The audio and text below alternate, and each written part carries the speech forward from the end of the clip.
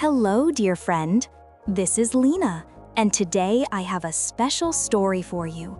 It's about a girl named Emma who discovered something magical, that when you dream about where you want to go, the path begins to appear. So get comfortable, take a deep breath, and let's begin. Once upon a time, in a cozy town nestled between rolling hills, there lived a girl named Emma. Emma was 7 years old, with curious brown eyes and a mind full of wonder. Every night before bed, her grandmother would ask her, "Emma, what do you want to be when you grow up?" And every night, Emma would give a different answer. A dancer, a baker, a teacher, an astronaut. Her grandmother would smile and say, "Those are all wonderful dreams, sweetheart. But let me tell you a secret that changed my life when I was your age." One evening, as the stars began to twinkle outside Emma's window, her grandmother sat on the edge of her bed and began. "When I was young like you, I met a wise gardener named Mr. Thompson. His garden was the most beautiful in the entire town. Roses bloomed in perfect rows, vegetables grew tall and healthy, and butterflies danced among the flowers. I asked him one day, 'Mr. Thompson, how did you create such a beautiful garden?' And do you know what he said to me?" Grandmother paused, her eyes twinkling. He said, "I began with the end in mind." Emma tilted her head. "What does that mean, Grandma?" "Well," Grandmother continued, Mr. Thompson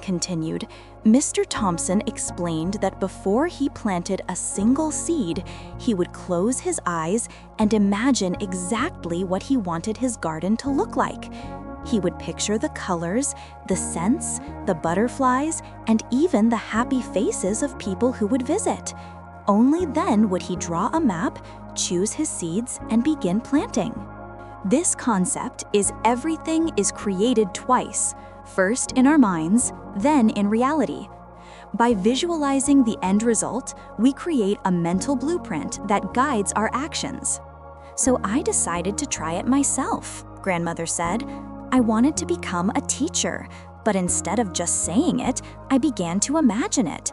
I pictured myself standing in a classroom with children sitting at their desks, their faces bright with curiosity. I imagined the smell of chalk and books. I imagined helping a child understand something difficult and seeing their eyes light up with joy. I imagined the kind of teacher I wanted to be, patient, kind, and inspiring." "And did it work?" Emma asked, snuggling deeper into her blankets. "It did, my dear, because once I could see it clearly in my mind, I knew exactly what steps to take. I knew I needed to study hard, practice reading to younger children, and be kind to everyone I met. Each day, I would think about that picture in my mind, and it would help me make good choices." Emma thought about this for a moment. "So, if I want to do something, I should imagine it first?" "Exactly," Grandmother said warmly. "Let me tell you about another friend of mine, a boy named Michael. Michael loved music, but he didn't know what to do with that love.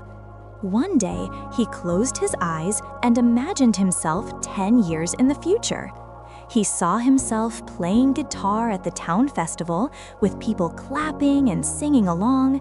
He saw himself teaching other children how to play. He saw the joy on his parents' faces.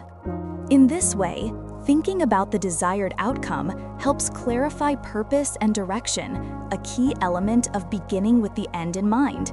It transforms vague wishes into concrete visions. Once Michael had that picture," Grandmother continued, "he didn't feel lost anymore. He knew he needed to practice guitar every day, even when it was hard. He knew he needed to learn from others and be patient with himself. And you know what?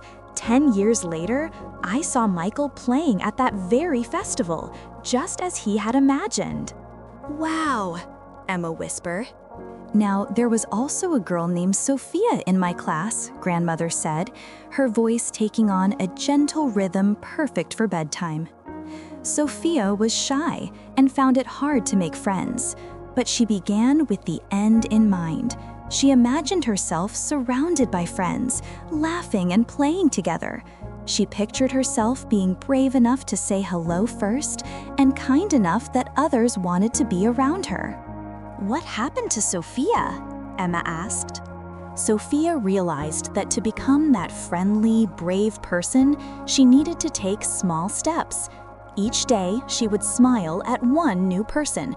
She would say good morning to her classmates. She would share her crayons and listen when others spoke. Slowly, day by day, the picture in her mind became real. The friends appeared, the laughter came, and Sophia became the warm, confident person she had imagined. This illustrates how beginning with the end in mind isn't just about career goals, but about the person you want to become and the life you want to lead. "Can I try it, Grandma?" Emma asked, her eyes growing sleepy but still bright with interest. "Of course, my darling. What would you like to imagine?" Emma closed her eyes. "I want to imagine being kind. Really, truly kind. The kind of person who makes others feel happy." "That's beautiful," Grandmother whispered. "Now picture it. See yourself in your mind." Emma's voice became soft and dreamy. "I see myself at school, and there's a new student who looks scared. I walk up to her and I smile. I ask her name. It's Lily. I show her where things are and invite her to play. And she smiles back at me, and I feel warm inside, like sunshine." "Perfect," Grandmother said, stroking Emma's hair. "Hold that picture in your heart. Tomorrow, when you wake up, you'll remember it. And if you see someone who needs a friend, you'll know exactly what to do, because you've already seen yourself doing it." Emma yawned, a content smile on her face. "What else can I imagine, Grandma?" "Anything you want, sweetheart. You could imagine yourself being brave when something is scary. You could picture yourself working hard on something difficult until you succeed. You could see yourself being honest, even when it's hard. You could imagine yourself taking care of the earth, or helping your family, or learning something new." The practice of visualization before sleep is particularly powerful, as it plants positive seeds in the mind during a receptive state. "The magic," Grandmother continued in a soothing voice, "is that when you begin with the end in mind, you're not just wishing, you're creating a map for your heart to follow. Just like Mr. Thompson's garden needed a plan, your life becomes more beautiful when you have a picture of what you want it to be." "I like that," Emma murmured, her eyes now closed. "A map for my heart." "Yes, my love. And here's another wonderful thing. That picture can change as you grow. Michael could have imagined something different if he wanted. Sophia could have changed her dream. The important thing is to always have a picture, to always know what you're working toward, because when you know where you want to go, even the small steps you take today matter." Emma was drifting now, but Grandmother continued softly. "Tomorrow morning, when you wake up, think about the Emma you want to be. See her in your mind, kind, brave, curious, loving. And then, during the day, when you have to make a choice, ask yourself, what would that Emma do? And you'll know. The answer will be there, like a gentle light showing you the way." "I'll try, Grandma," Emma whispered. "I know you will, sweetheart. And remember, every great thing that was ever built, every garden, every friendship, every beautiful life was imagined first. You have that power inside you, the power to imagine, to dream, and then to make those dreams real through your choices and actions every single day." The room was quiet now, except for the soft sound of Emma's breathing.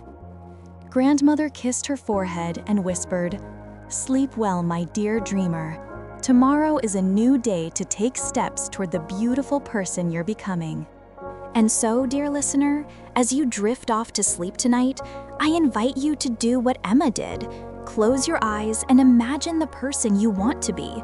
See yourself being kind, brave, creative, or whatever calls to your heart. Picture it clearly, in beautiful detail.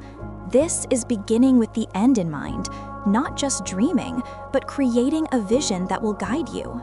When you wake tomorrow, that vision will be there, like a friend walking beside you, helping you choose the path that leads to your most beautiful life. Sweet dreams, dear one.